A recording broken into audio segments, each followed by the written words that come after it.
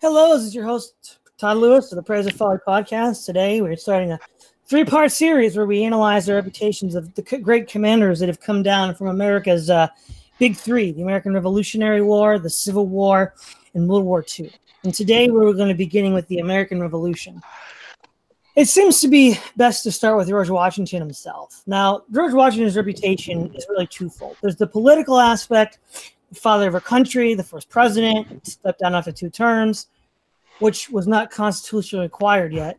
Furthermore, he kind of held everybody together during the revolution and immediately after. We will not be talking about that per se unless it's directly related to his military performance. The other aspect of Washington's career was military. And in this regard, I think Washington is somewhat exaggerated. First of all, when he was commanding in the French and Indian War, he shot the French on their way to a delegation to negotiate with the British. That was a disaster. He didn't really perform all that well in the French and Indian War. But to his credit, he did train a Virginia regiment, which the British highly praised as a professional force. Now, during the American Revolutionary War itself, I think, especially with the Long Island campaign in 1776, he lost half his army for no good reason. I mean, it was really just shameful how he lost it to Howe. I was just like, well, what are you doing? Why are you losing half your army like that? Now, the one thing that he did have on his side as a commander that the British were not prepared for. In classic European warfare, if you lose a battle, you surrender. You then have dinner at the camp with the victorious generals because it's all a bunch, all the elites are related anyhow in Europe. But Washington never surrendered. He just kept on running and running. And as long as his army was in the field, the British are like, what do we do? He won't surrender after he's been beaten. So that was one of his advantages. And he could strike when the British weren't waiting, like in 1777 at Trenton. But overall, though, it looks like his policy was more a policy of an army in being. And the army wasn't necessarily there to win fights. It was there to keep the British on the move, to keep the British on edge and unable to consolidate. Now, he starts to take the offensive against the British really only after the French arrive with Rochambeau. So, again, I think that Washington's military reputation is, he's not a terrible commander. I think Gates was probably worse than Washington, but again, I think his political sheen shines onto his military career, and we sort of lose focus on that. So I guess I'll start with you, Fuller. What are some of your thoughts on Washington's military career? Well, Washington is not the tactical genius that especially early American hagiographies of him will portray him as. If you go back and read, especially early 19th century historical accounts, these are a lot of people, aging members of the revolutionary generation, who are in a lot of cases telling stories to younger people about the greatness of the men that they knew. Washington comes off as literally a god, like he's sort of the demigod of this young nation that is not yet particularly Christian. But if Washington does have a couple of qualities that I think justify if not a truly great, a quasi great, because he wasn't necessarily militarily the man who you wanted in charge of your armies on the day of the battle, but between battles, he is more or less the guy that you want in charge of your army. The big thing that he does is that Washington stays in the field for the entirety of the American Revolution. There's no point in time when George Washington is not commanding troops somewhere. Whereas with the rest of the Continental Army, the officer corps tended to come and go depending on where the Continental Army was, depending on exactly who constitutes it at any time. He's a constant presence in the Continental camp. And additionally, one of the things that really sort of slides under the radar of history is that the Continental Army was full of a good bit more backroom politics and, reputation sniping than even the British Army was at the time. And it often seems that Continental Army commanders are fighting a war with one another as much as they are with the British.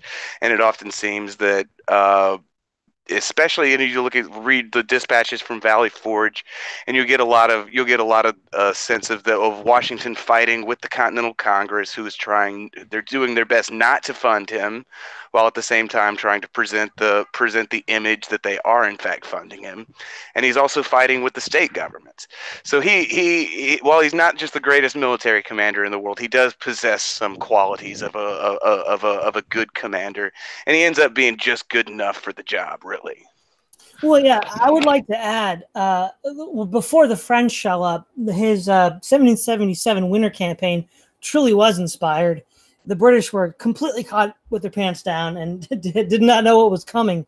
Now, of course, I think a lot of those gains were undone by the slaughter at Germantown, which was his massive defeat outside of Pennsylvania.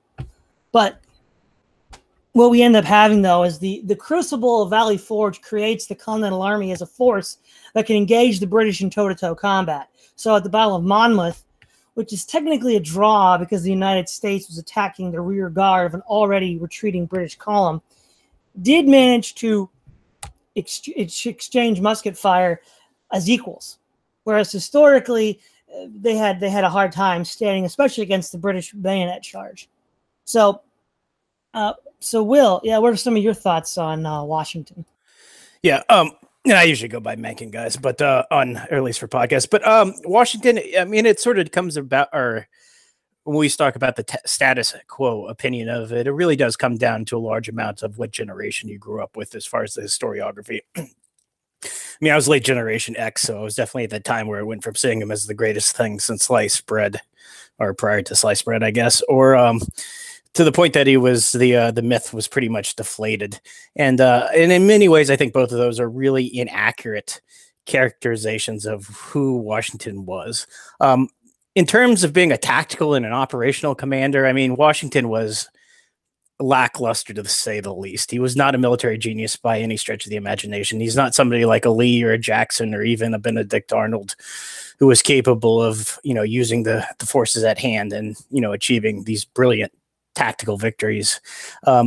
He also wasn't incompetent. And to an extent, that sort of misses the point, I think, because ultimately on the strategic level of war, it's whether or not you can achieve your political aims and either force the other guy to,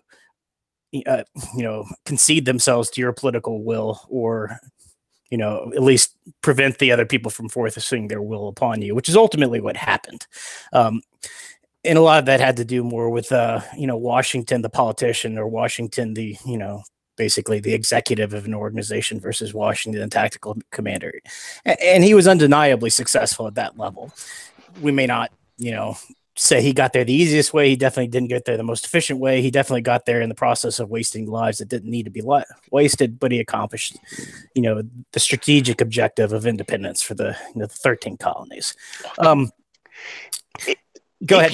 If you want, not to just jump all the way ahead in the timeline, but there are a couple of instances also where Washington, the myth of Washington, and also the counter myth of Washington, as the bumbling fool who smokes weed and has wooden teeth, sort of really get in the way of looking at.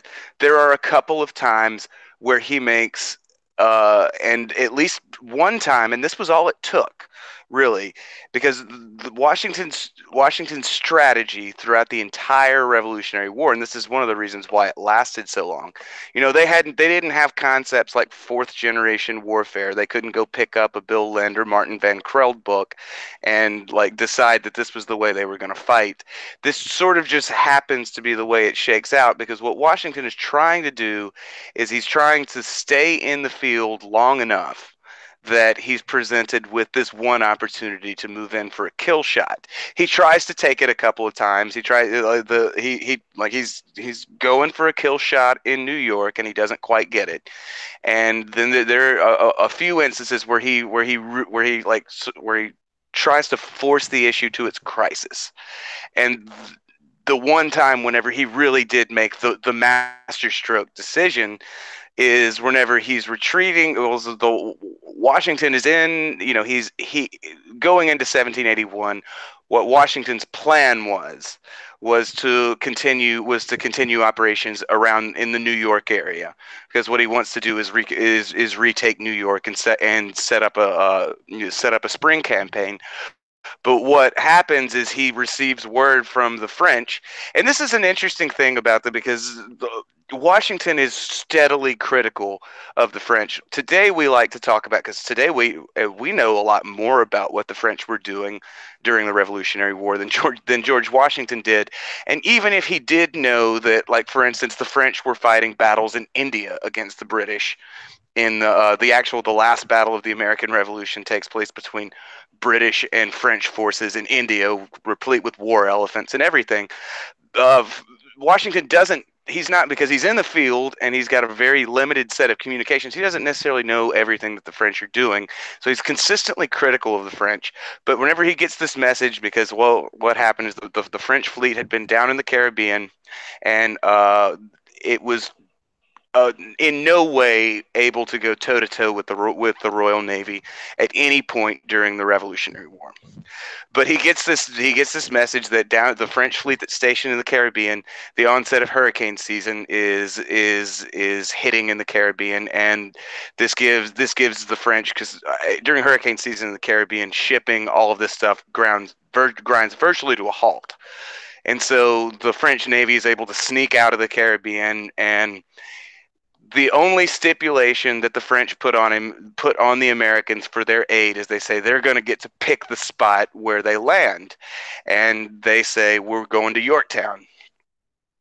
And Washington at this point in time has a decision to make, because he doesn't really like the idea of going to Yorktown, despite the fact that Nathaniel Greene has already backed Cornwallis into the Yorktown fort, is what it was at the time. He still doesn't necessarily like it, because he knows I think it's Clinton, I think is correct, because Clinton is still ensconced in New York, and the total number of British forces, that the two of them together can bring to bear on the colonials is still enough to, if you bring them into a pitched battle, there's still a good chance of losing. But Washington he takes this very important decision that he's going to go meet the French at Yorktown. And this is like one of these ideas where the myth just really lives up to, the man really lives up to the myth, because it's hard to imagine that when Washington is in New York, he doesn't have this sort of grand sense of homecoming. This is the prodigal son coming home to Virginia to win the war. And it really is one of these sort of great intersections of history. And then, of course, the British bungle it. Clinton refuses to come down to save Cornwallis until the very last second. And then Cornwallis sends a letter saying, don't come. But by that time, Clinton had already left. And so the British are rolled up in this beautiful maneuver between the French and the Americans, and the war ends. But it only took that one time. And that's the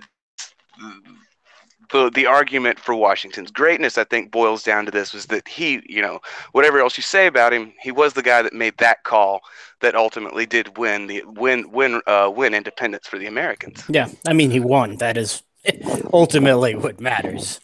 Famously, I mean, business is a good example, but war, I mean, there's a tendency to look at all these leaders and write these long hagiographies as how great they were. But in the end, it comes down to, did they win or lose? Did they achieve their political objectives through force of arms? And Washington did that.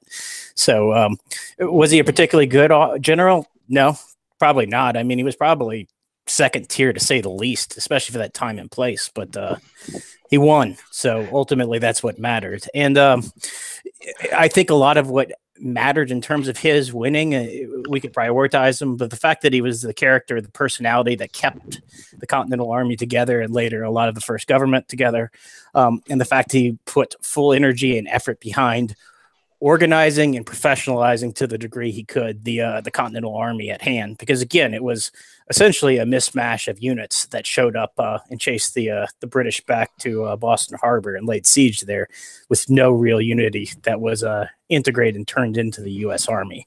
And the fact he turned that into a professional army with a lot of help, or the equivalent of a professional army with a lot of help from people like Steuben and Pulaski and the French, especially, that is what's impressive in there. It's not that he's some great military genius, as they was able to turn some of the worst troops in the world into some, people capable of taking on some of the best. Well, Megan and I both really like the management, like the way specific commanders manage their subordinates and how they react to situations on the ground. And I mean, I cannot make an argument for Washington as a great commander, but I can make an argument for him as a great logistician. Because if you have to look at what he's working with versus what the British are working with. Like if we mentioned Howe already, and then Cornwallis is I think he's the 23rd Earl of somewhere or something, or something like that. The Howe is he's the 4th Viscount Howe. This is a highly professional army with its own totally self-enclosed culture. And in a lot of cases, this works against the British. Let's take, for instance, at Saratoga, when the British leave St. John, marching south to Saratoga, at what was an absolutely crucial junction of the war, they bring 6,000 soldiers, but then they also bring 2,000 camp followers. So, like, for most of these people, the British Army is very famous for this. It had a highly professionalized officer corps, but it also had a highly professionalized rank and file. Wellington, a couple of years later, is famous for saying terrible things about the average British soldier. But one of the things the British did, both the British Navy and the British Army, is they take people who don't really have attachments anywhere else. Not even maybe to the crown, and they're not particularly patriotic. But he goes and grabs these people off the streets, and it inculcates them into a very tight, a very well-oiled, self-enclosed professional culture. Yeah. And so they're able to do things on a battlefield that you just can't ask. You can't ask what Washington was working with to do.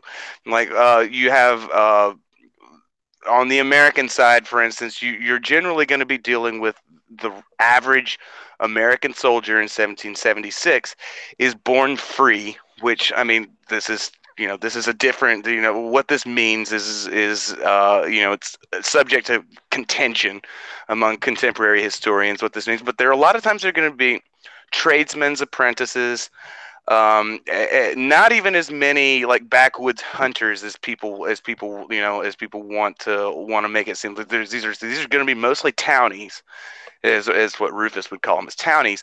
They have no woodsman experience whatsoever. They have very little experience following instructions from anybody. And his officer corps is generally also this semi-professional force. These are like guys who, if you had any amount of college, or really if you could scrape together 20 guys from your hometown, you were a colonel all of a sudden. And so what he has to do is maneuver all of these people in such a way that probably the single most dominant army in the history of the world, relative to their contemporary peers. It's hard to think of an instance where there's where any single nation in the world has more global power than the British do at this particular point in time. So he gets together this group of people who really have no business fighting a war at all, certainly not with the British Army, and he does hold them together. And he holds them together a lot against in a lot of cases, I mean, the founding fathers, the generation. We also had geographized founding fathers quite a bit, I think. But one of the things that's very true about them is they're a very colorful group of people, and they did not always like one another. And so there are always factions in the Continental Congress and in the state governments that are threatening to pull apart this entire revolution before it gets off the ground. And Washington is always this force that stands in the center, and he's not a very talkative guy. He's a tall guy. He looks good in a uniform, and this is exactly what they needed him to do. because they had people to do all of these other things. They needed this one guy to stand here and sort of be quiet, and so whenever he talks, people listen to him. And they needed in a lot of cases they needed the weight of reputation that went with his family. His family was a very wealthy and a very well ensconced family in the Virginia political structure of the time. Yeah. Actually, you brought up Saratoga multiple times. Basically, you can divide the American Revolution into two periods, before and after the French. And to that end, I think the career of Benedict Arnold is important, because after he's in part crucial in winning the Battle of Saratoga. But if we look at the performance of Benedict Arnold, now, of course, he's the arch traitor, and so that often has colored American judgment of his performance. But I would argue that if not the best, he's one of the most competent American commanders. At the beginning of the war, 1775, takes Fort Ticonderoga. He then gives the artillery to Washington, who's able to help raise the siege of Boston by placing them on Dorchester Heights. He then fights a battle he knows he can't win on the Great Lakes, culminating in the Battle of Valcour Island. But it delays the British campaign in 1776 to the winter season, where they can no longer operate. They can then do the Saratoga campaign in 1777. So he buys the colonials a year. And then at the Battle of Saratoga, it was commanded by Gates. But if I remember correctly, Gates had sent him as punishment to go somewhere that wasn't even near the combat. But because of his reputation, when he heard the guns firing, he ran to the guns and just started barking out orders. And everybody's like, oh, yeah, it's Benedict Arnold. Let's do what he says. And so Benedict Arnold is able to rally the Americans and smash the British at Saratoga. And this is the key point, because now they have proven to the French and to other Europeans. We often speak of the French, but we also forget that the Spanish, as well as the Dutch, engaged on the American side of this conflict. And even Russia became what you might call a hostile neutral to the British. So Britain was really politically isolated at this point, which was crucial for the colonial cause at a strategic level, and probably secured victory. Now, of course, his reputation is tarnished because in 1779, he is willing to betray West Point to the British, because I think he believes that he's not been given the proper reward for his service. And there was a saying in the army that the leg he lost at Saratoga would be venerated as a relic, but the man would be cursed to his grave. So why don't we open with you, Fuller? What are some of your thoughts on Benedict Arnold? Well, Arnold is, in a lot of cases, the exact opposite of, what we've been saying about George Washington. If you're looking for a great, a great battlefield figure, and he's this, to a T, like the uniform that he wears, he looks everything like you want a war hero look, and he performs the part as well. His the Saratoga disaster. Well, excuse me. There goes my British sympathies, but the Saratoga campaign is possibly the decisive point in the war, and it's important to talk about what the stakes were, at this particular junction, to really understand how great this victory was. And what has essentially happened at this point in time is you can divide the colonies, the British North American colonies, roughly in two. There's the South, where the slave states are operating in their own kind of way, and then there's the Northeast, where all of the American shipping and all the American war effort had been focused thus far. What the British are trying to do is leave Canada and make this long trek through the Canadian wilderness all the way down to Saratoga in western New York. The name of the town is different now, but it's still the same place. There's still people living there, and during the course of this march, they have to cover a land area that is roughly 5 times the size of Great Britain. If they make it, what they do is successfully cut off is they've already taken New York. The British are already in control of New York. If they make it all the way down to Saratoga, what they do is they cut the northern colonies off from the southern colonies, and you basically have a victory. And then at the actual Battle of Saratoga itself, it's not a pitched battle in the sense that we like to, if you're thinking of the Revolutionary War movie, The Patriot, or where they did the sort of the simulacrum of the Battle of Cowpens, this is not a pitched Napoleonic style, like single day war. It's basically the colonial forces drew the British further and further into the wilderness. This is the exact point where that great American long rifle tradition rears its head. And while this British army is moving through all of these areas, they're slowly, at one point, I think Burgoyne's army grinds down to a pace of about a mile a day. Just from like logs and stuff that have been thrown over the path that they were taking, and the Benedict Arnold certainly has this incredibly valorous role to play at a certain point in the Battle of Saratoga. But what has essentially happened is the colonial forces have surrounded the British army. By this time, they outnumber the British army, because this is another thing that you have to say about the Revolutionary War. A lot of people tend to think that the Revolutionary War was this continuous war back and forth between basically all of the colonies at any given time and all of Britain at any given time. But it didn't really work that way. There was a low level action happening up and down the eastern seaboard for the entire time. But in general, the Continental Army swells and shrinks depending on where it is and how it's performing at the time. And this is one of these times where as the Continental Army is shadowing the British, it starts to swell. Because people are getting word that the Continentals are killing a lot of Brits, and they want to go be a part of a winning army.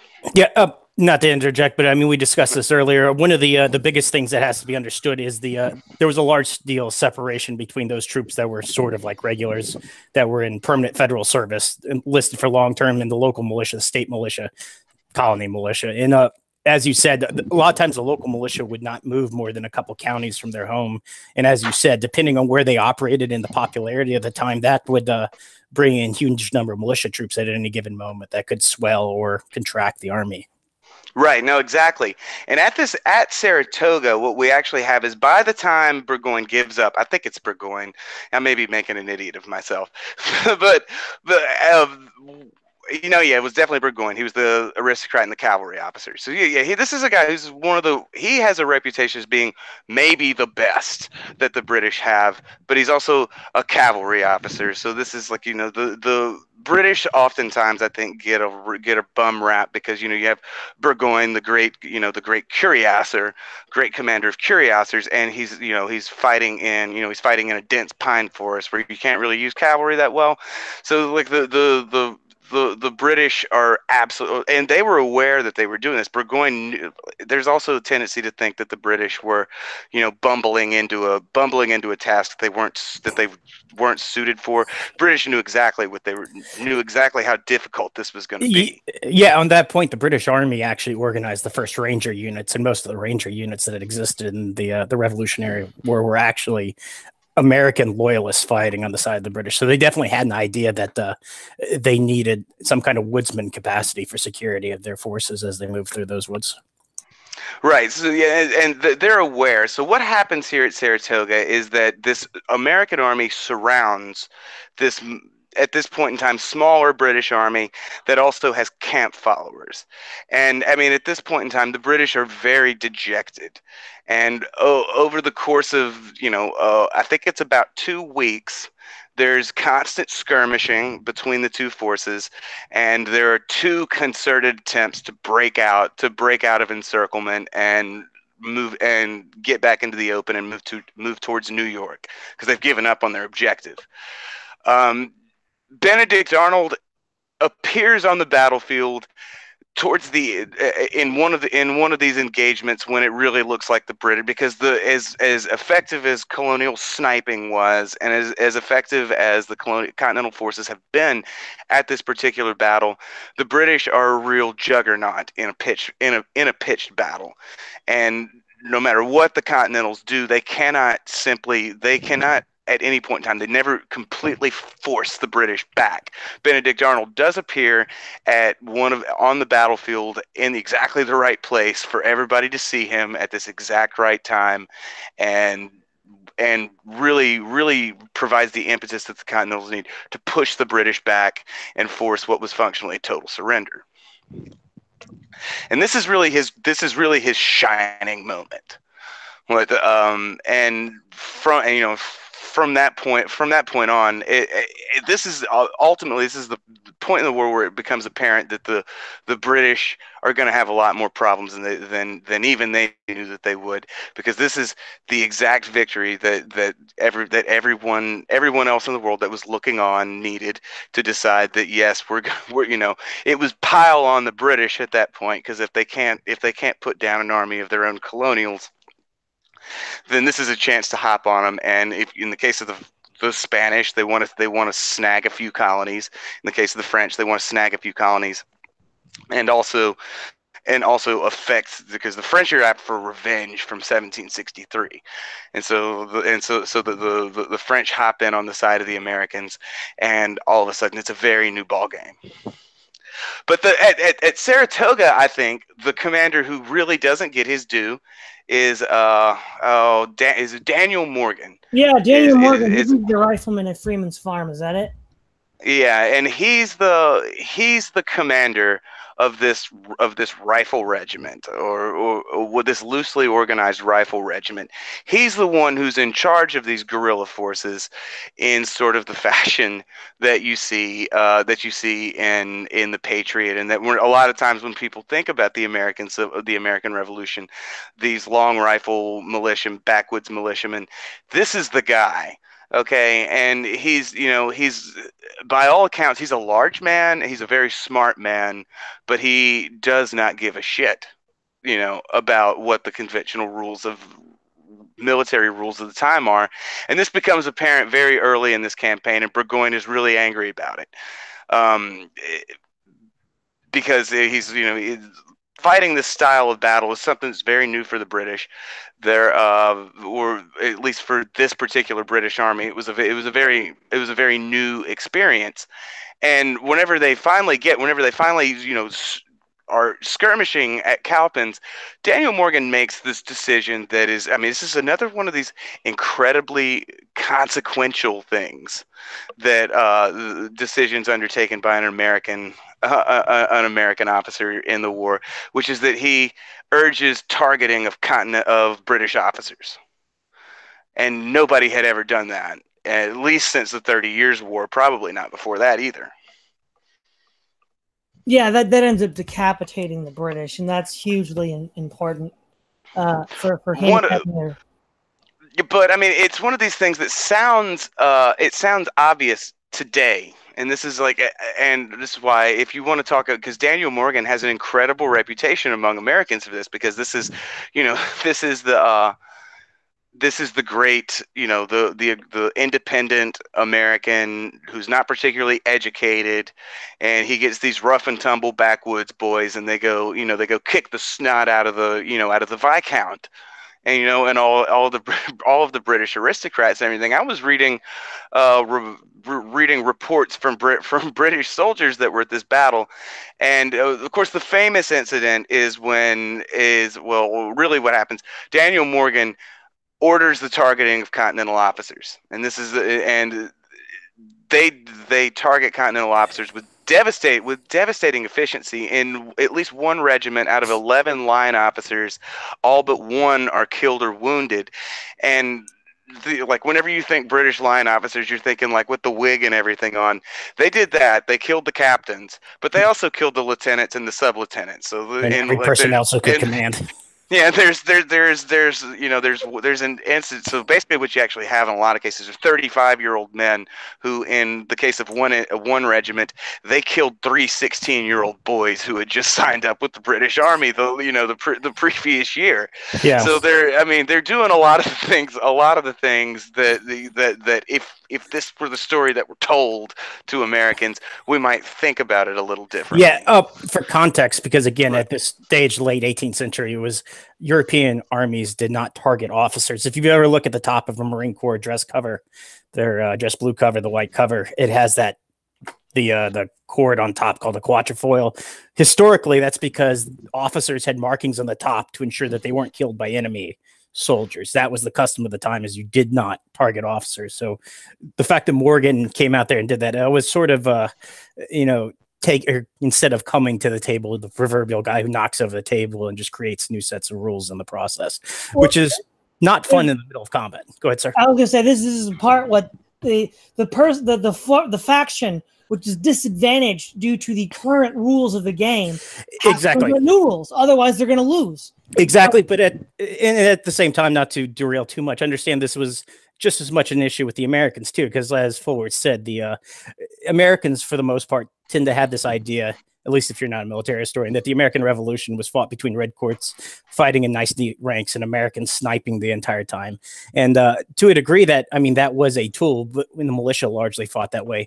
But those sorts of troops never were able to seize and hold terrain. They were never able to defeat British infantry in combat. And even if they killed a significant larger portion of the British, as long as they stood there, were able to always take the field, especially when bayonets came out. So what you see in this conflict or this campaign is the ability to integrate the militia, which again are fighting almost like a partisan ranger force, similar to what the British or the Boer, the South African commandos would fight against the British a century and a half later, and the conventional maneuver infantry. I'm sorry. It ends up being brilliant because if you have to look at it's ghastly, but it's brilliant because you have to look at what are the people, if you think about what are the reasons why you wouldn't target officers, a lot of people immediately, and this is, after 100 years of Marxist historians, this is the reasoning that's given for this usually is that there was, a gentlemanly agreement,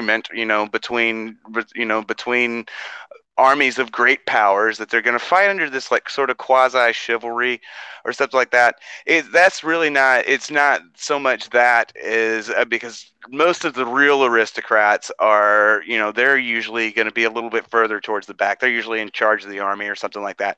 These are all young men that are going forward. They know exactly what the danger of what they're doing is, but there's sort of this implicit understanding because both sides in most of the wars of the 18th century, both sides are large European powers that they're both using similar tactics. Like you might have line tactics versus column tactics, but it's all dependent on moving large bodies of men into positions where they can all point their musket in one place and fire a barrage.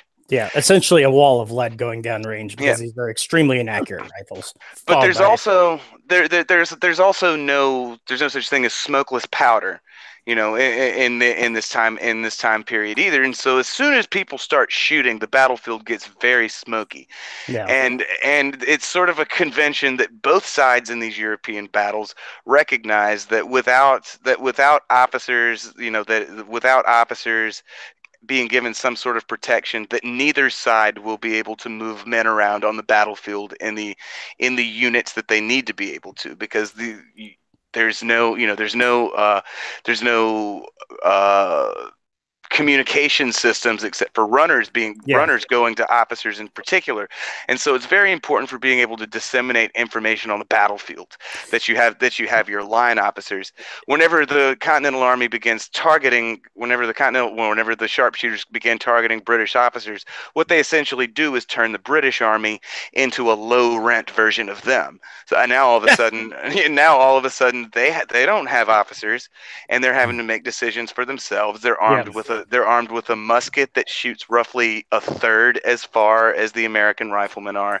And so this is like, as well as being a great, like fuck you guy to the to the British or something like that. It is an incredible tactical decision. Yeah, in part, again, part of why it was the custom of that time in Europe is one of the biggest reasons you want to keep the other guy's officers intact at that time and place is, again, you need those officers in order to have a surrender, because historically one of the issues in a lot of militaries is when you have a highly motivated, ethnically cohesive, socially cohesive force and you decapitate it. One of the problems is troops don't necessarily surrender immediately.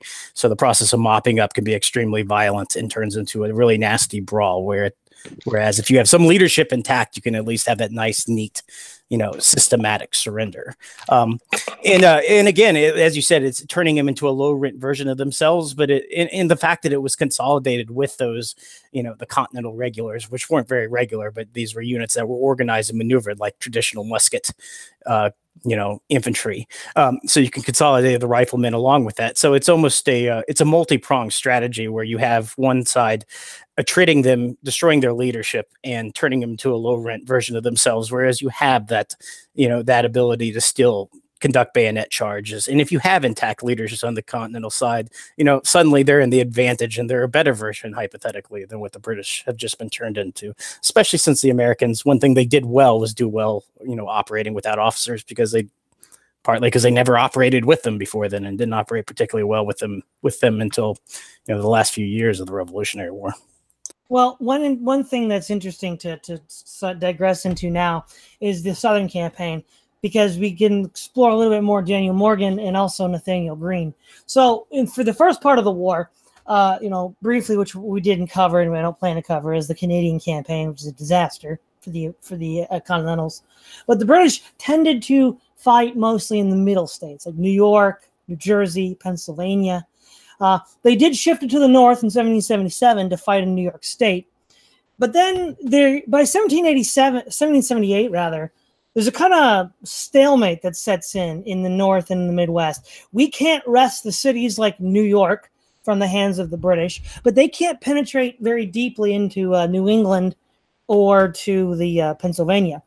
And since there tends to be more Tories in the South, they perceive they face less resistance. So Cornwallis shows up, and up to this point, the South had been relatively quiet. I think they took Charleston early on in the war. 1780, they destroy the Continental Army at Camden, and he starts his march up from South Carolina up into Virginia. But one of the things he doesn't count on is two people. Daniel Morgan, who's famous for his victory at Cowpens, where I think like 2/3 of his army were on militia, and then Nathaniel Greene. Now, the strategy of Nathaniel Greene was to delay Cornwallis. He famously wrote that, "I don't win a single battle, but then again, I don't need to."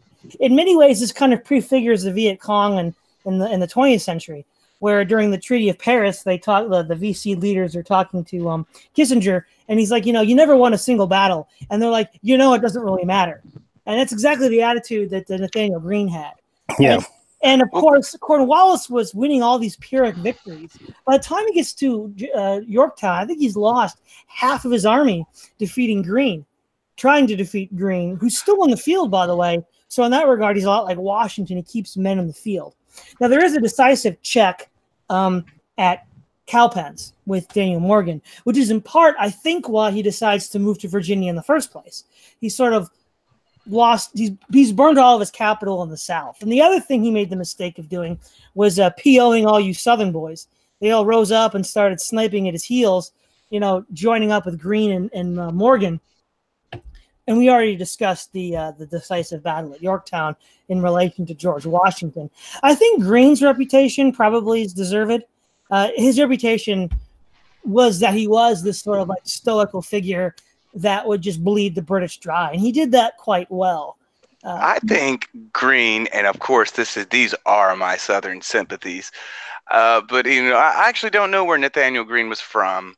But I think Daniel Greene is probably the best of all of the American field commanders in the American Revolution. Not so much early in the war, but he learns a lot of important lessons. He was involved in the fighting in New York in 1777, and he saw what happened. He was at Germantown, if I remember correctly. He was at Germantown. He saw what happened whenever the Continental forces engage a superior German or British force.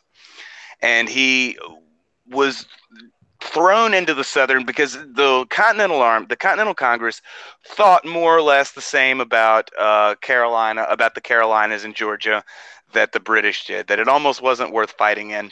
There are a couple of incidents very early in the war that check the British from just totally occupying the South and ending that as a theater of conflict. There's the Battle of Moores Creek Bridge is an important check in 1777, where a British army composed mostly of loyalists, but there's like the loyalists that are fighting in this army are generally going to be people they're recent arrivals to the United States in the decade before, or to what would become the United States. In the decade before the American Revolution, the population of the Americas doubles. And a lot of these people are these Scottish Highlanders that move into the Carolinas, and so a numerically superior force of British loyalists, also composed of a lot of freed slaves. Actually, this is another one of these things that people sort of lose the narrative on, is that the British Army in the South freed something like 35,000 slaves on the condition that they would sign up to fight against the Patriots. Yeah, a large portion of them were enrolled in the British Royal Marines. Yeah, and so at this battle, this is Moores Creek Bridge. A large British army it's decimated. The Continental commander is one of the only Continental generals from North Carolina who wins this blunting, is sort of deflection blow more than it is anything else, but he just absolutely murders a British army. And this is sort of famous because it includes the Scottish Highlanders with the Brits pulling down the claymores and charging into massed musket fire, and it went for them about as well as you would imagine. From that point on, the South sort of settles. He was Culloden all over it again. Pretty much exactly. And after that, the South sort of settles into a pattern of, we were talking before the show, the way I would describe the fighting in the South is that it's hard to tell if it's actually a really part of the American Revolution or if it's actually a bunch of backwoods hillbillies in various family feuds. Like, it's questionable at sometime whether or not they're even aware that what they're fighting over. They just know that they hate the guy on the other side of the hill, and that's what and this is an excuse to go finally kill him. Yeah, South Carolina had a real, you could definitely elaborate much more than I know, but it had a weird participation in the American Revolution, partly because I know there were factions that effectively supported both sides at different points, and many of them didn't relocate to Canada the way that like Tarleton's British Legion did, that they effectively just stayed in the Carolinas because they didn't feel, attached enough to the British cause when that side lost to even leave the country. Correct me if I'm wrong. And I know that it was one of those weird places where a large portion of the Scots-Irish actually supported the loyalists, even though they didn't necessarily care one way or the other for the British as a government. Now, there's some sociopolitics going on here, because what generally happens is that the lowland, and this is the Tuckahoe-Cohee dialectic that Identity Dixie has made famous again. But the people who support the British Crown are usually new arrivals, and the land that was available for them is not necessarily good land. They get thrown into the back country, and that's what they become known as, the back country Scots, or whatever, or something like that. So the incentive for them is personal revenge on what they viewed as the uppity lowlanders, and this creates some of the most absurdly vicious fighting of the war.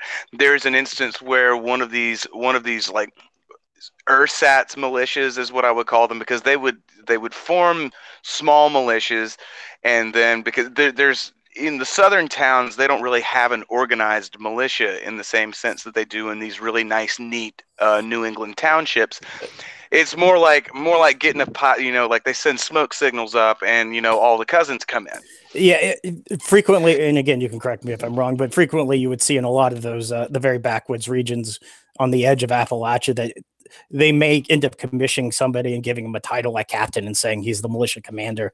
But as you said, it frequently would be almost like a posse where every able-bodied man was obligated to go and participate. Oh, there were plenty of instances where Continentals capture some of them and they ask who the commander is, and they sort of pass the hat back and forth.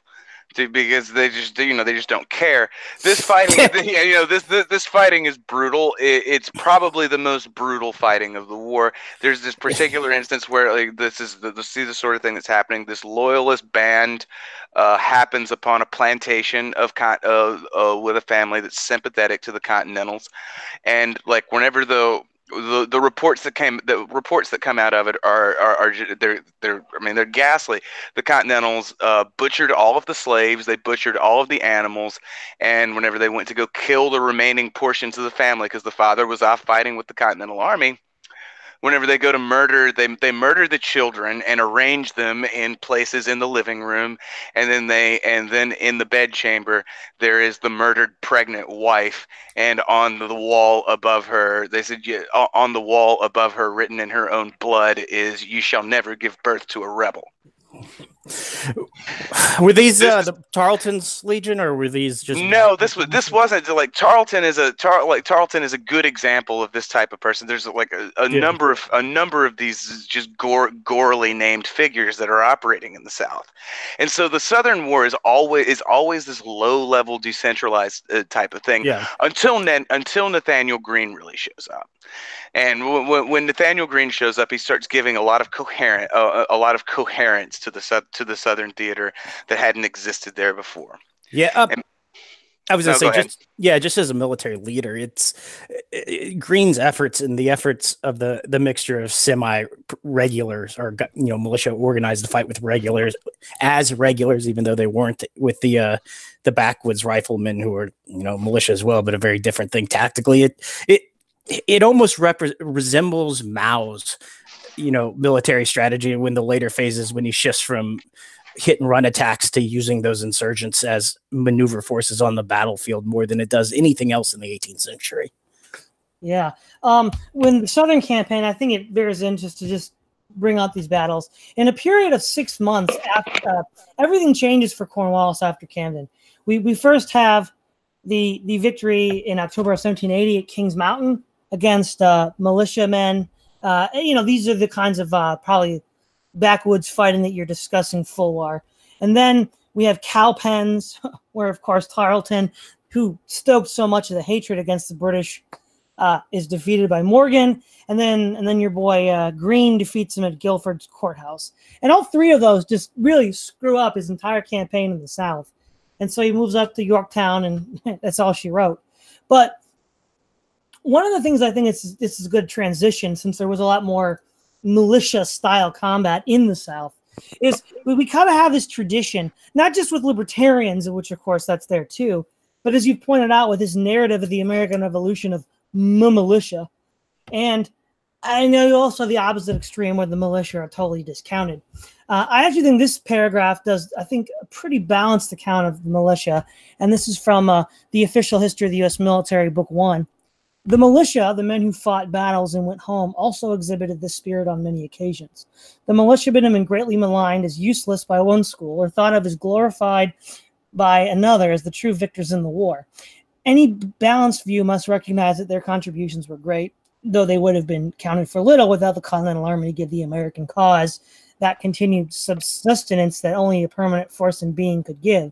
It was the unique ubiquity of the militia that made British victory over the Continentals in the field so meaningless, and the success with which the militia did operate derived from the firm political control the Patriots had established over the countryside long before the British were in any position to challenge it, the situation that made the British task so difficult in the first place. So really, it's not too unfair, I think, to compare this to the French campaign in Spain in the Napoleonic Wars. You have a large body of irregular forces pinning down the French forces, so they have to disperse their army, which then ultimately gives Wellington the ability to destroy each corps piecemeal. And while we certainly didn't have a Wellington in charge of our forces, that did pin down a lot of British forces, but that's all it did. it didn't really win battles except in very rare situational occasions.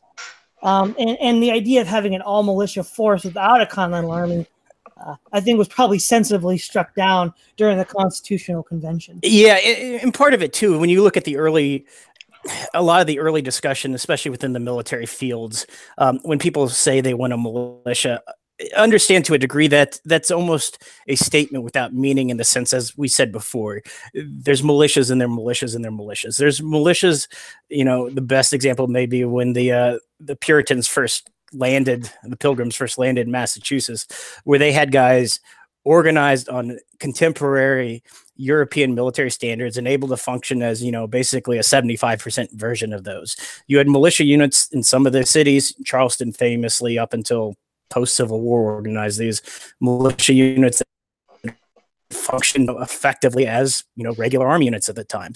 You also had militia units that were organized as, backwoods insurgents using weapons like the long rifle. Because again, it's hard. A lot of people don't understand this, that the long rifle was not a better version of a musket. It was a very different weapon, not just in terms of having better accuracy at a longer range, but it had a much slower rate of fire, and it didn't carry a bayonet, which at the time, majority of casualties were actually inflicted by bayonets. So again, those woodsmen, couldn't stand toe to toe whenever they were charged. So but my point, I'm sorry, I'm rambling, is post establishment of the Constitution around the 1800s, and especially with the establishment of what became Norwich University and ROTC, where they were a pro-militia faction. They weren't saying we need a country of backwoodsmen. They said we need to have a capacity as a country in which every state, every community, primarily at the county level, was able to organize one of those semi-professional militia units that were able to fight as regulars, which is a very different thing, especially from what most libertarians think when they say they want a militia. When we talk about militia in the Revolutionary War, we're not even always talking about the same thing. And you hit all the correct distinctions.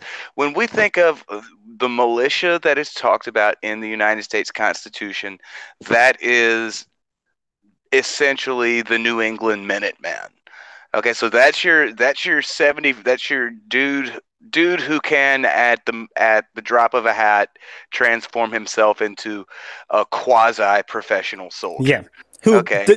Despite the images, and I know I'm cutting you off, despite the images we frequently see of the guy in farming gear, understand he was almost always issued with a conventional army musket with bayonet, with a regular kit, so that he could maneuver and act as a regular army soldier, regular army maneuver, musketeer / bayonet soldier, despite the fact he didn't wear a uniform. Right. Then the American long rifle, which, I mean, it's difficult to. This is one of the elements of mythologizing the American Revolution that everyone's gotten almost pretty much exactly right. It really was a game changer. It fires a much larger round. It fires, it has the riflings, but it's not very widespread. It takes, I mean, if you look at the value, if you can even reproductions of American long rifles are going to run you in a couple of $1,000s these days. They were expensive tools even at the time, and producing them was a very slow artisan. I mean, each one of them was an independent work of art, to the extent that we can go back and look at surviving examples, and from the contours on each particular rifle, you can tell who made it, or you can tell who taught the guy who made it how to make one. There are not very many of them. The mythology that springs up around them is mostly centered on that Saratoga campaign, because this is actually where a lot of the Scots Irish are, in Western Pennsylvania, where they're working with gunsmiths. The war in Western Pennsylvania is where that long rifle is brought to bear on the British more often than it is anywhere else. In the South, Nathaniel Greene's militia army that we're talking about, this is mostly a collection of like town posses. Most of this is a militia that is geared specifically to the task of policing runaway slaves. So it does not even necessarily have a strong military function, which is another one of the things that made it an even shakier force on a conventional battlefield even than the Minutemen up in Massachusetts were. Yeah. Now, one aspect we haven't covered yet are the British commanders. And I really think the three that merit consideration are Howe, Burgoyne, and Cornwallis. I think Howe was probably the finest tactician of the group. His smashing defeat of Washington and Long Island, and then again in Germantown a year later, was quite effective. I mean, at one point he captured half of Washington's army. I think now there's been some debate over whether he really had a stomach in the fight. I think he might have been a Whig politically. I don't remember for sure. And in this case, some people question if he really had a stomach for the fight. And the really crucial turning point that made Saratoga the disaster it was is in part there was some friction between Burgoyne and Howe.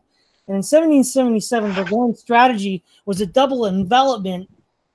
He would come down from Canada from the north. Howe would come up from New York in the south. And it would split the colonies. The colonies, which were, I think, more pro-British, they certainly were in 1812, would have been cut off from the rest of the colonies.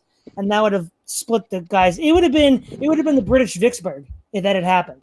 That was exactly what they were trying to do, yeah. But for example, for some reason, Howe got it into his head to attack Philadelphia, which really was just it had no value. It was the quote capital, but we didn't really have an organized government of any kind really to speak of, not in a European sense. So going for Philadelphia, it's not like you go for Paris and the French surrender. I mean, maybe thinking like old European style, and he just wasn't in the zone for a New World conflict. Right. Yeah. He was trying to strike a psychological blow. The Brits capture New York very early in the war, and it becomes the Loyalist stronghold for more or less the rest of the war. Its competing stronghold was Philadelphia. Howe belonged to this very old school European style like psychology, which he said, I will cut them off from their capital, I'll take their city from them, and they'll surrender. And that's what he really thought was going to happen. Yeah, I mean, I'm not trying to counter-cyclical too much here, but part of this is, again, we have to understand he's operating within the fog of war, where even Washington isn't necessarily up to date with all of the things going on within the Continental Congress and what little bureaucracy exists on a daily basis. So again, the British commanders know significantly less than that. So, but hypothetically, if he did actually capture the Congress, whatever government apparatus does exist, no, it doesn't defeat the army in the field, but it is questionable how much longer resistance would continue at that point. Because at that point, you effectively take out the centerpiece that's holding those various, states together, which are effectively sovereign countries. So based upon his limited information, which yes, it was wrong, but I think he made what was a very rational sense in that not the city it matters, Philadelphia doesn't matter, but if he could have captured and eliminated the Continental Congress, potentially that could have meant strategic victory over the rebels at that time. Yeah, and no, Burgoyne, he seemed to be a much more aggressive commander, and had Howe lived up to his end of, because the whole strategy that Burgoyne had envisioned would only work if Howe played ball. And if Howe had played ball, it might have been the decisive equivalent of the Vicksburg campaign for the British.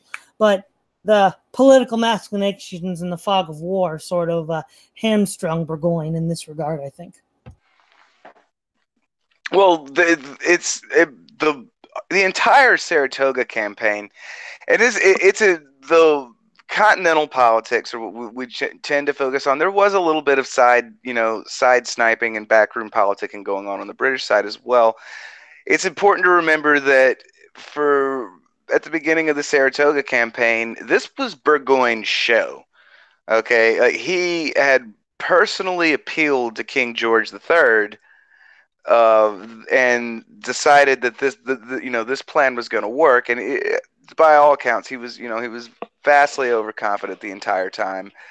But the miscommunication that's sort of famous, the lack of communication between the two of them, I think in a lot of cases, I mentioned earlier that the area that Burgoyne covered in his march south was roughly 5 times the size of the British Isles.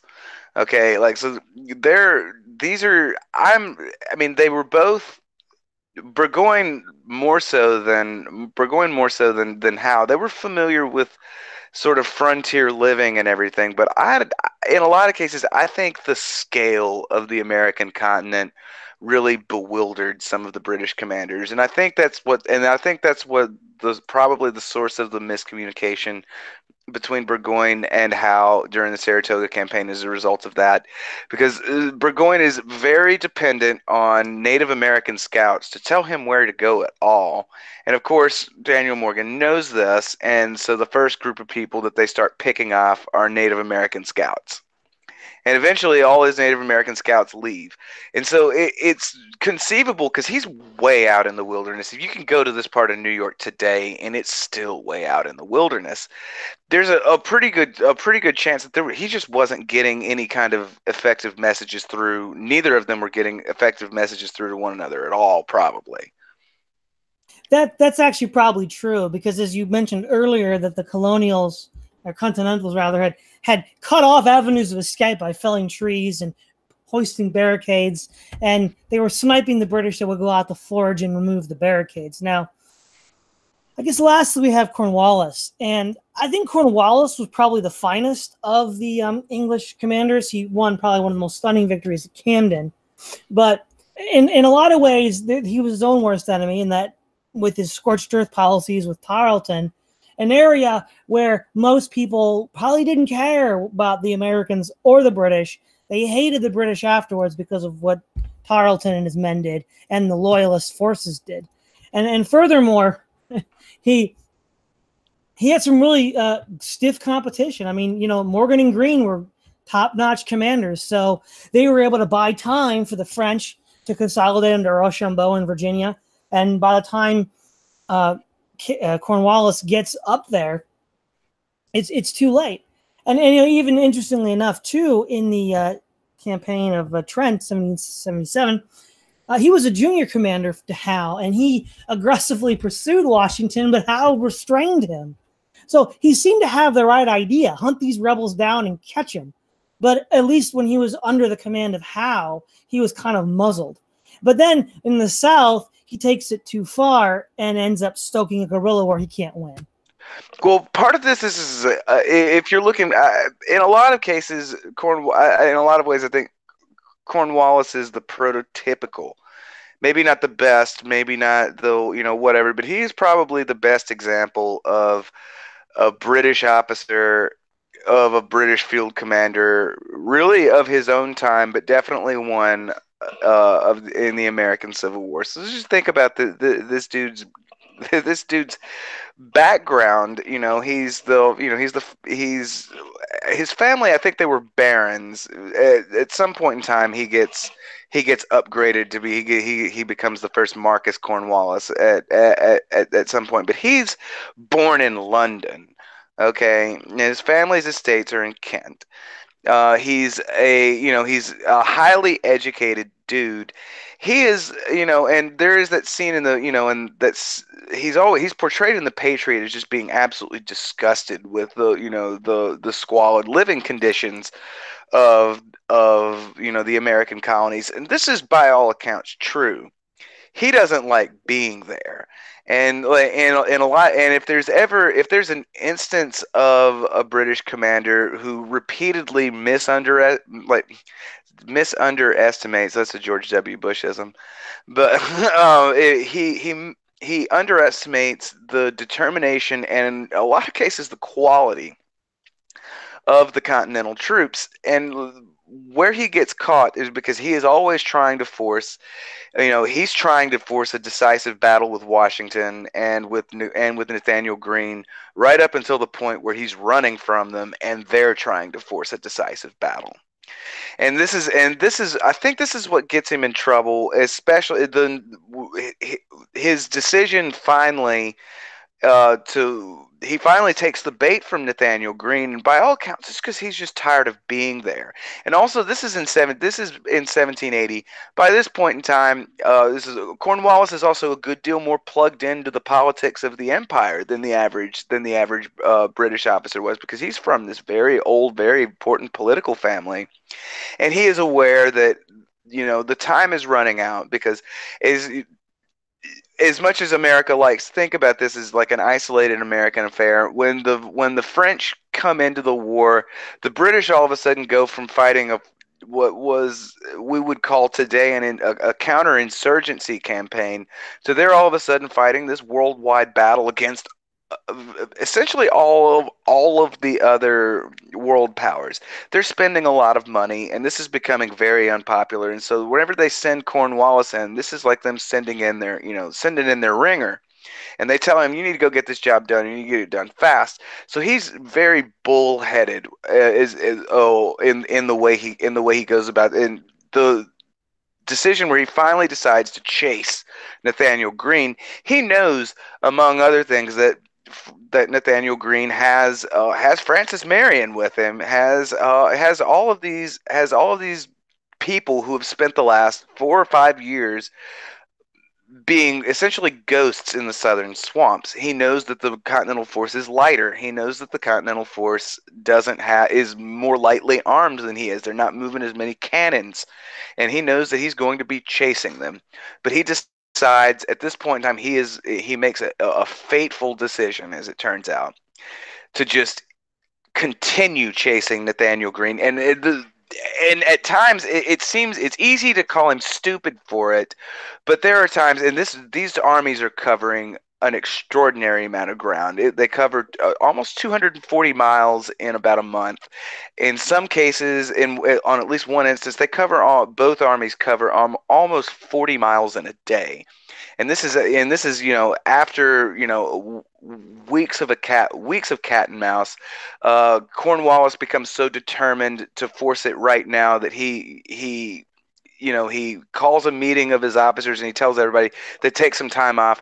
They burn everything. They burn all the fine china that the officers were eating on, and they just make a giant pyre out of all of the things they could potentially be carrying that would slow them down. Just real quick, FYI, in the North, they'd been so cautious for the previous 4 years, and Cornwallis had been so busy to move. That needs to be understood, too, against the backdrop of the overly cautious Howe. Well, yeah, there's a good deal of truth. But, I mean, he's an exceptionally aggressive commander. Like, there is definitely the relief against the relatively mouse-ish. That's what I call it. Hal always reminds me of a mouse. Like, he's like this kind of guy. He doesn't like being out. He doesn't even really like being outside. Cornwallis, on the other hand, is this guy who really, really digs being on the attack. And after several weeks, at times it seems stupid after all of the stuff that I just said for him to continue chasing Greene, but it very nearly works a number of times. Okay, like there are instances where the British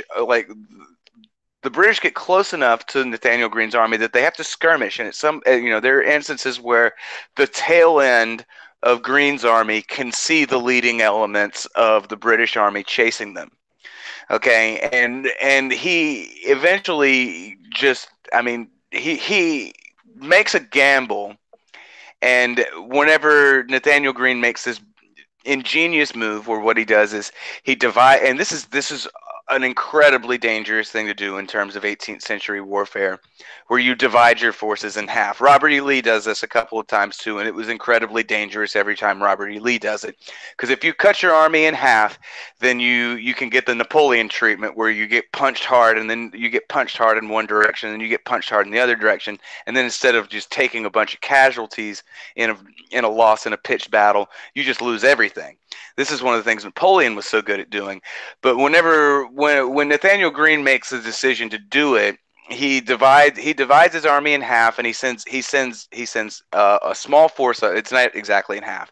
He sends a small force of them as a dummy to off on this longer trail loop around to get to a river landing, and then he takes the rest of them straight to the river landing after leading elements of his army had already gathered all of the boats that you could conceivably be found on this river, and they cross the river. And at this point in time, Cornwallis realizes that his gamble has failed, and this is when he starts retreating towards Yorktown. So I mean, Cornwallis is personally my favorite of all of the British commanders. This is just such an You know, he's just such a meme as a dude. But he's, you know, I think he gets unfairly jostled more than most, and even in his own time he did. He gets more unfairly jostled than a lot of the other British commanders did, because at the very least, whenever he's finally given command of an army in the South, the situation does not look as good as it did on paper. The British are hemorrhaging money. They're hemorrhaging the will to fight. And so he has a really enclosed time schedule in which he feels like he needs to score a decisive win, and he very nearly does it. And then he gets hung out to dry by Clinton whenever he's hiding at Yorktown. He's just repeatedly asking for help, and it never comes.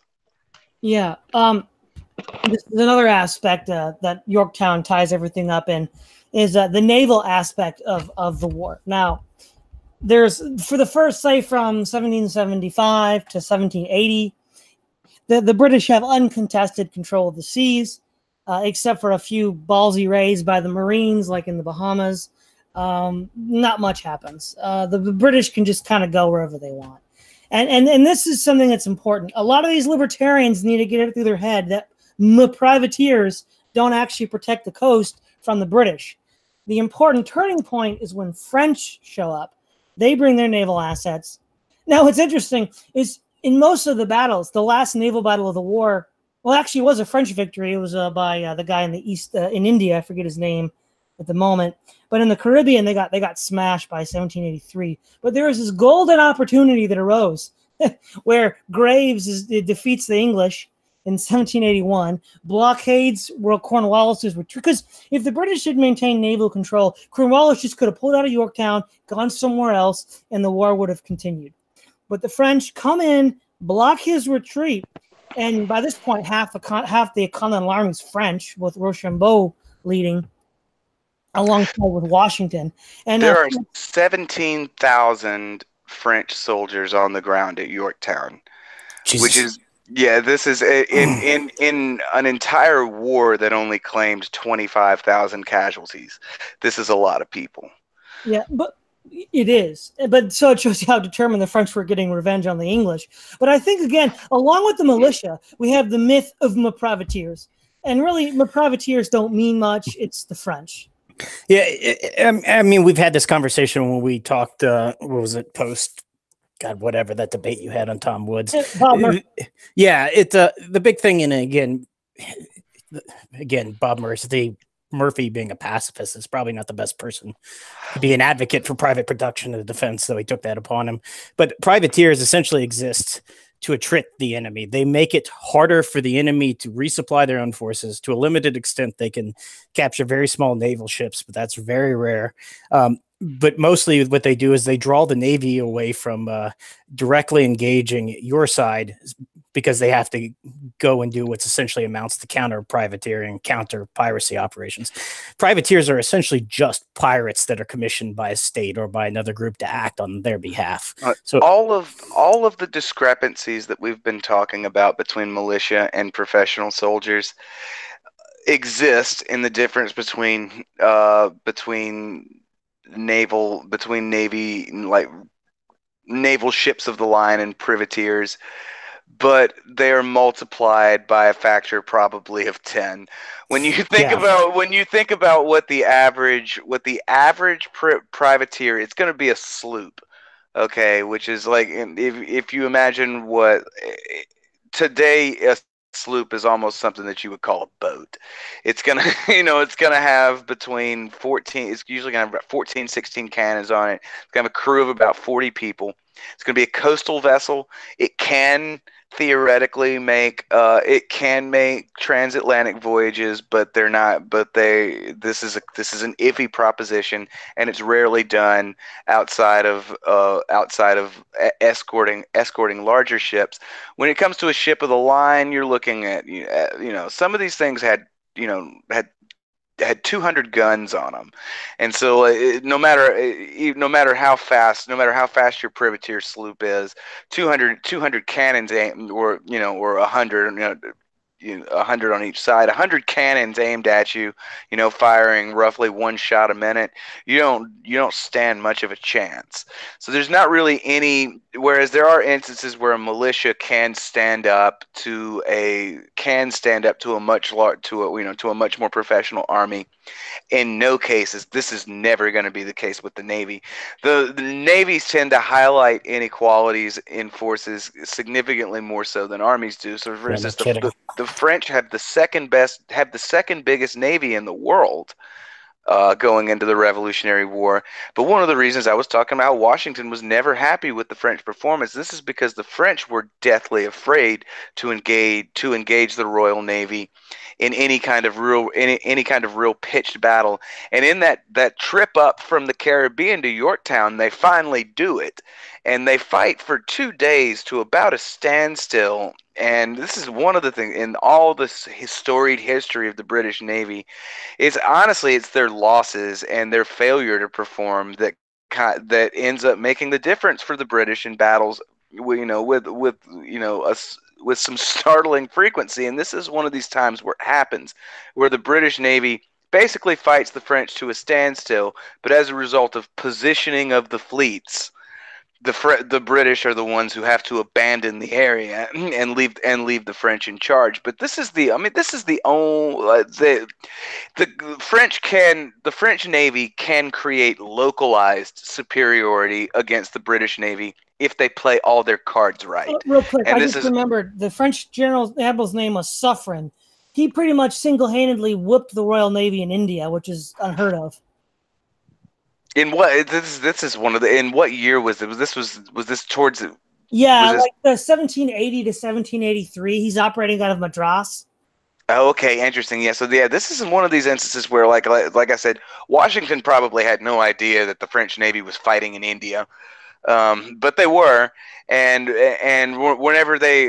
so the French are able to create localized superiority, and in some cases, incredibly talented commanders can pull off a win against the British Navy. But by and large, the British Navy was already at this point in time the dominating force that it would be all the way up until the end of World War I, at least, where you don't want to get involved in a war of attrition with the British Navy because they can replace ships and sailors much quicker than even the French can. Privateers can do almost nothing. The best a privateer navy is going to really be able to do for you is you can occasionally interrupt shipping, and this is what's the problem the Confederates ran into is no navy. They were always able to conscript some volunteer ships or something like that, but there is just this is like the equivalent of a Fletcher class destroyer taking on the Bismarck or something like that. And 99 out of 100 times, a privateer navy is at best a harrying force. Exactly right. It is an adjunct to other operations, and the biggest reason it's used is it's essentially a free option because it costs minimal amount to commission a privateer. There's next to zero training, and you don't really have to pay them because again they get to keep whatever they seize from whoever they seize. No, the cost of the state is diffused. Yeah, and essentially you can also, if depending what kind of a blockade you're under as an enemy, and the British, they didn't pull off a full blockade, but they had the ability to limit the flow of supplies to North America, which didn't necessarily matter a great deal since they had the ability to produce a lot of those things. You can take away or, redirect the enemy's navy away from a firm embargo into dealing with your privateers. You can also potentially in those products, whatever items you seize, bring those back and they're sold, but they eventually enter your supply system. So yeah, again, they're essentially a free extra thing you can do to mess with the enemy, that as opposed to something that's meant to defeat them in any sense. Yeah, well, there's two things also too.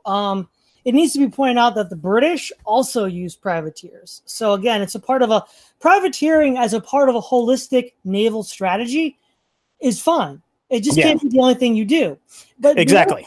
The other thing that privateers do for you is, see, if you lose a sloop or I think the most powerful ship they could put together was a frigate, and even that's a bit rough.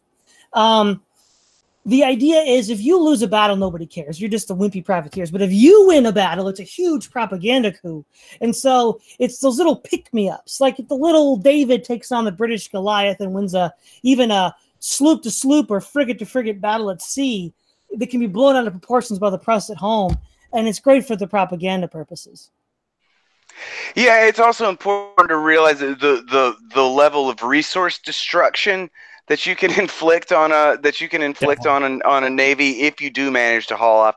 I don't think the Americans had anything that even approximated a ship of the line, even in the War of 1812, like the HMS Vic, or not the HMS, excuse me. What is the famous American ship? Sorry, sorry. There's the USS Enterprise. Is that it? Yeah, there we go. That's the one. My British sympathies come out all the time when I start talking about the Navy. You know, I'll just change everything into a British Navy ship. But the Enterprise is a frigate, okay? And this is like the U.S. Navy orders 3 of them, and this is like the most they can afford at any given time. Another one of the reasons the French are reluctant to commit the Navy is because this is always a problem, especially after when European naval arms races get kicked off. And this is also a problem that the United States Navy has today, is that your top of the line Navy ships are in a lot of cases too expensive to lose. And so when Washington is complaining about the French refusing to commit their navy, it's difficult to imagine. This is a war that is already incredibly expensive for both the French and the English. And this is famously, Benjamin Franklin is incredibly popular in France, but the King of France at one point in time is avoiding Ben Franklin because he's always showing up with these extravagant shopping lists that he wants.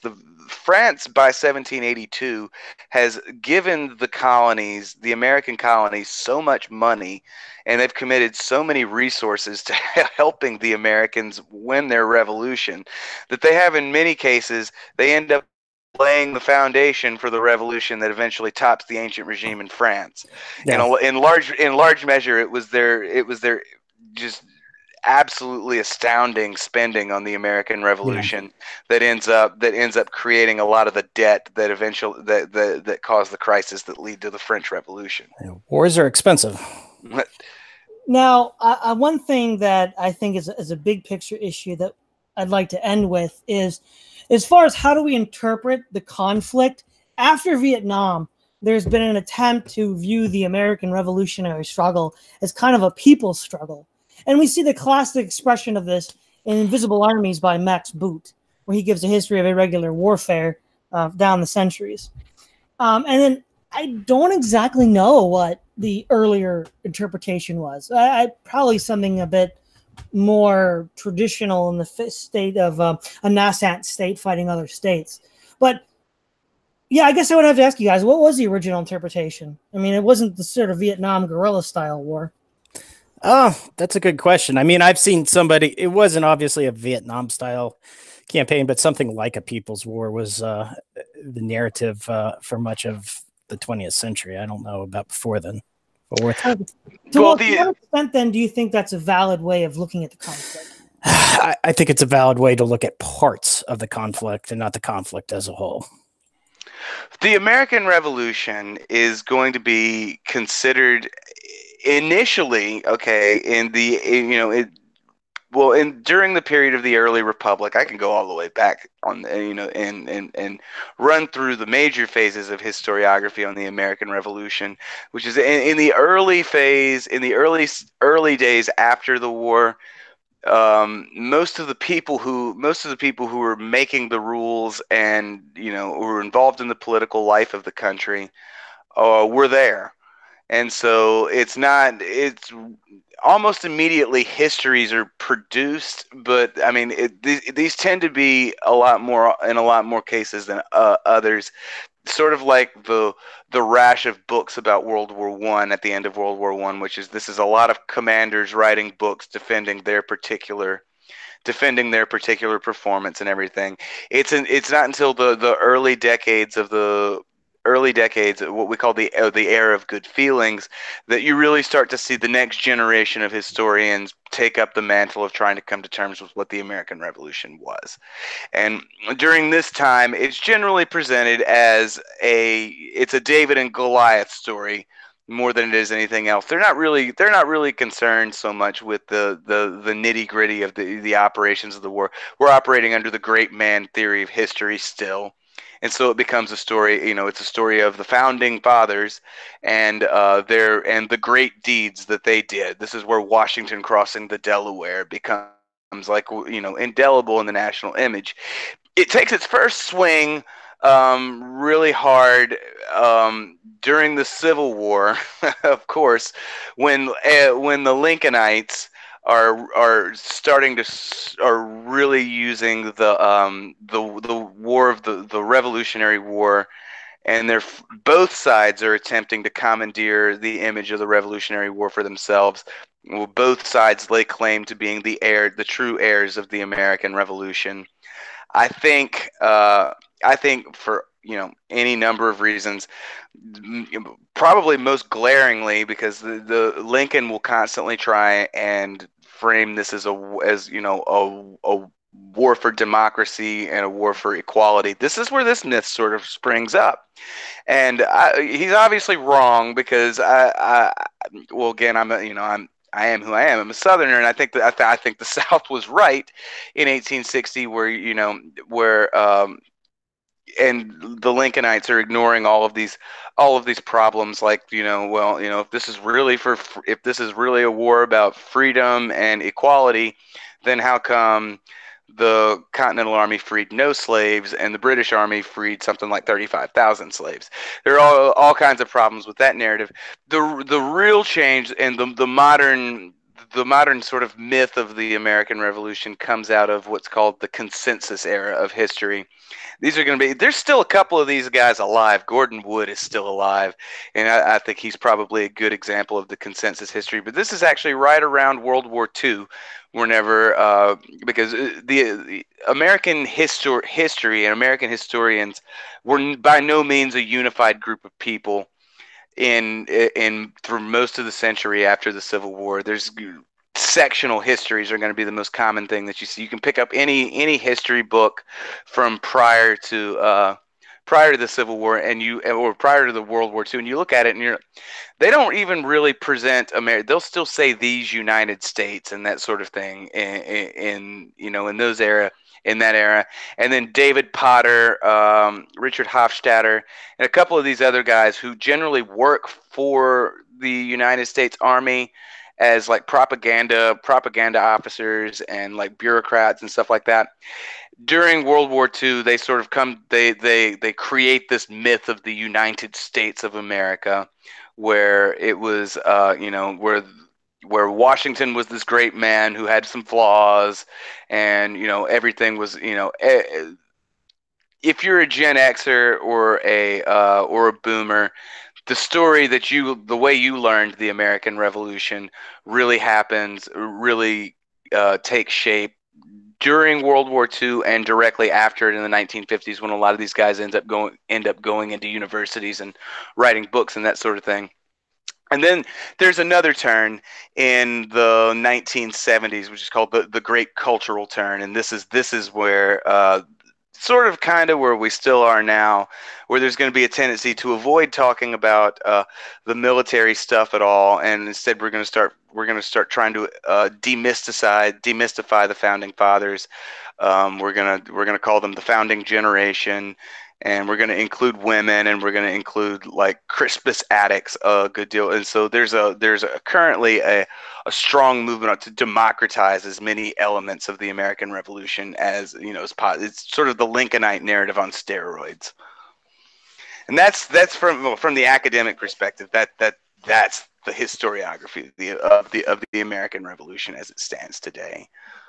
Okay. I guess then from your perspective, I suppose there's strengths and weaknesses to all of them. What would you say is probably the most useful, the most accurate, if we can speak in those terms? especially from the perspective of anybody who favors a decentralized future, or or something like that. What we can really take from the American Revolution is that these are ideas that even considerably before Bill, and I've never read the Max Boot book, and I'm sort of skeptical about what Max Boot has to say about anything, because I'm not old enough to remember when he wasn't just a total whack job. But the lesson that I think we could take from the American Revolution is in a lot of cases to look at the stuff that hasn't been looked at before, which is to say, how did the Continental Army function, and what were the overlapping jurisdictions of the revolutionary American state? Well, because we're constantly told that we need a strong centralized state to protect ourselves from terrorists in Iraq and that sort of thing. But we have this instance in the 1700s where the states, it didn't always work, but the states more or less acted independently. And because the way I sort of look at the American Revolution is not even that it was one war. I think this is like the Colin Woodward book, American Nations, is the first place I ran across this. It's not even really one war. It's sort of four separate counterinsurgency campaigns that are prosecuted by the British over the course of about 6 years. And I think from a contemporary perspective, that's the best way to look at it, because if you look at it that way, it starts to look a lot like the wars that the modern nation states are fighting now, and they're running into the equivalents of continental armies all over the place. Yeah, with varying degrees of success.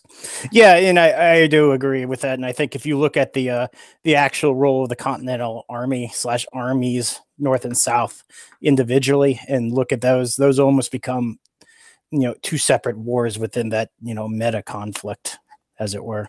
And then the other thing that I would point out is, because this is another tendency for Americans, we have always looked at the American Revolution as it's sort of our particular founding myth. Yeah. But in the age of globalization, what we need is we're always talking about the problems of globalism and globalization. And I always like to make a hard distinction between the two, which is that globalization is not a new phenomenon by any means. And it's distinct from globalism, which is sort of like this ideological imperative to sort of homogenize the entire world. But the American Revolution was a globalized conflict. It happened all over the world. It happened in India. It happened in there were skirmishes in Europe. It's happened in the waters of Europe. All of these wars, because we call them World War I and World War II, but all of these old colonial wars, the Anglo-Dutch wars, the 7 Years' War, these were all functionally world wars that encompassed that involved the Western nations fighting one another across the entire world.